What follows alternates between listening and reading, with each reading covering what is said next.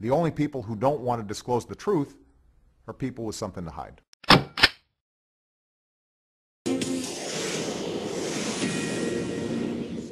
All right, well, thank you, Harris. Indeed, the president is continuing to explain why he did what he did and has already signed what he did, essentially 2 executive orders that effectively delay, if not outright cancel deportation for upwards of 5 million illegals. Well, as he's talking, I want you to meet the sheriff who is suing, because get ready, this deportation thing, it is officially exploding.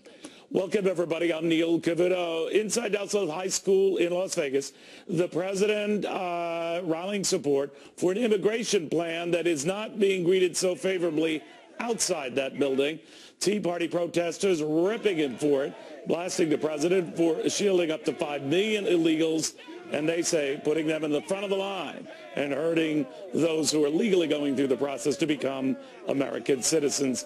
To the sheriff who's actually suing over that very issue, Joe Arpaio of Maricopa County, Arizona.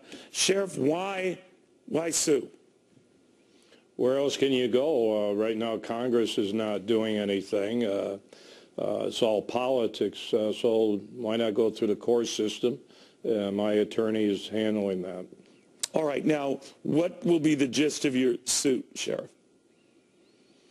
Well, you know, I go back to a story I broke with you many months ago when I said we have 4,000 inmates in our jails, illegal aliens charged with many different crimes, including attempted murder, and the government picks them up from us. They're supposed to be deported, but they keep coming back 15, 20 times, coming back to the jail. So are they being let out on the streets of Maricopa County? Are they being deported? And if they are, how can they keep coming back so many times? So that's a big issue. It's a public safety issue, and I can't seem to get anybody to look into it. You know, Sheriff, in the meantime, I can't seem to get consistent numbers on the deportations that we have seen. The president said they picked up under his presidency, that we have seen much tighter enforcement, that part of the legislation that both parties were looking at some years back included doubling enforcement provisions along the border. Is that true? You know what? I worked that border. I think you know it on both sides for 15 years. You're never going to secure the border 100%.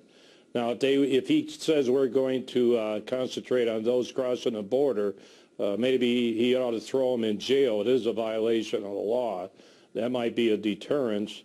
On the other hand, at least he's looking into the problem in the interior, but he's not doing it correctly, giving amnesty to 5 million people.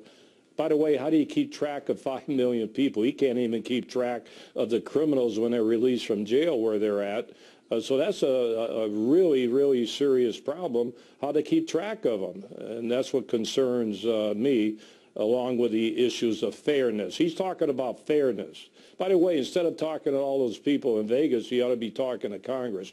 But fairness, what about all the millions of people that come into our country? They wait for years to get here, and they do it the right way. And now how do you think they feel when you're giving a get-out-of-jail card free to these 5 million people? Now, he argues, and we're going to talk to, someone who's going through that legal process, to your point, and very, exasperated by all of this.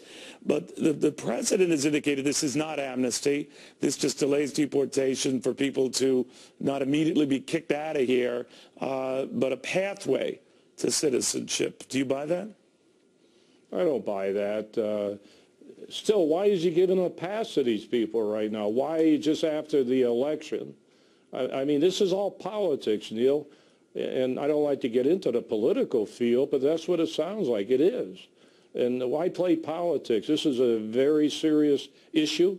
It's been before us for years. 100 days after Obama took office, he launched a Department of Justice investigation against me and my office. It's still going. So why? If I'm the poster boy, I think I have a right to fight back. Now you've got this suit that the governor-elect of Texas is promising something similar. Arizona's been kicking it around. That is the state. I guess what I have to ask you is, how does the president stick to this plan? And that I think he has said, Sheriff, that if you've been in this country 5 years or more, you could apply for this. You could be part of this program to delay these deportations. But again, these are a lot of folks who don't have any paperwork, who sometimes have fixed or rigged documents. So wouldn't it be in their interest, or anyone's interest, to just say, hell, I've been here more than 5 years? That's it. I've been here more than 5 years, when in fact they could have just come last week. I'm going to have to beef up my fraud bureau. You know, we arrest people by the hundreds in the workplace with fake ID, violation of the state laws. So we're going to have a lot of fun with fake documents, and I don't see how he can keep up with it unless he enlists the services of local cops like they used to do. Let us help the government, deputize us, give us federal authority if you have to. But let's bring in the local cops, because we can work with them and get this problem solved.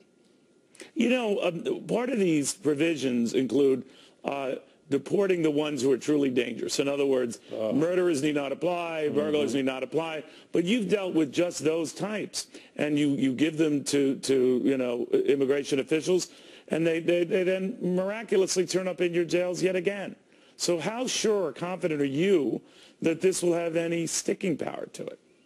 No, he's gonna make it even less. He's not going to deport those DUIs and other serious crimes. Now he's saying only gang bangers and all that.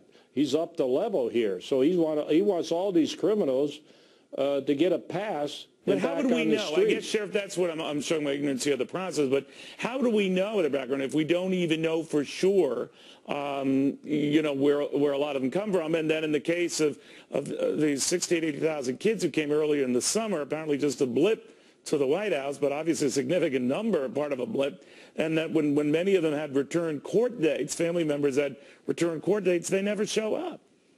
Well, you know, you're right in a way, because how do you know unless you get them certified in the jail system at least, because you sure can't ask them anymore on the streets. And if you do, you can't do anything with them because ICE will not pick them up.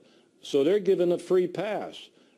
So it is more convoluted, Neil, than the public may think when they start looking at what the ramifications will be with his new programs. Do you think that there's a serious danger that even if you're not among the 5 million whose deportation could be delayed, that if you're an illegal and you're here, unless you're a hatchet murderer, and even to your point, there's no guarantee with that, that you're not going to be deported, that you needn't worry about that anymore, that whether you're part of this initial 5 million or not, illegals who are here can rest assured they can stay here? Yeah. What about all the people that will be coming into our country now because they believe what the president is saying? They believe it's amnesty. They believe they're going to get away with it. So we're going to be flooded with more people coming into our country because of the president speaking out and giving the impression that at least 5 million people will be given a pass. That's a big problem coming up. All right. You mentioned how this became a political football, and if you'll indulge me with one more question.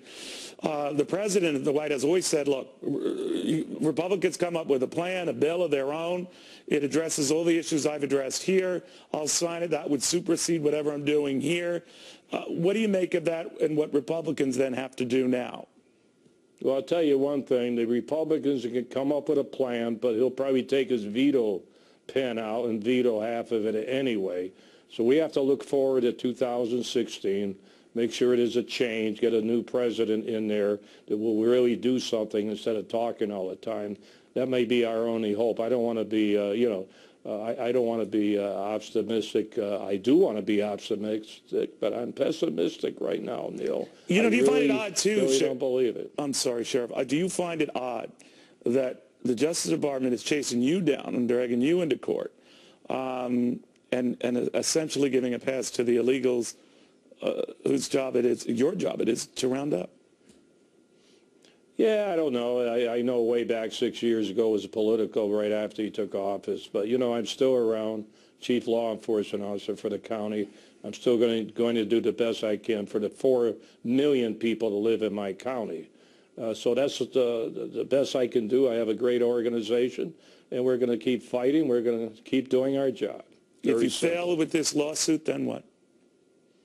Well, you know what? You know I'm a senior citizen. I'll probably be 95 years old before they solve this lawsuit. What are you kidding? But it may send a message.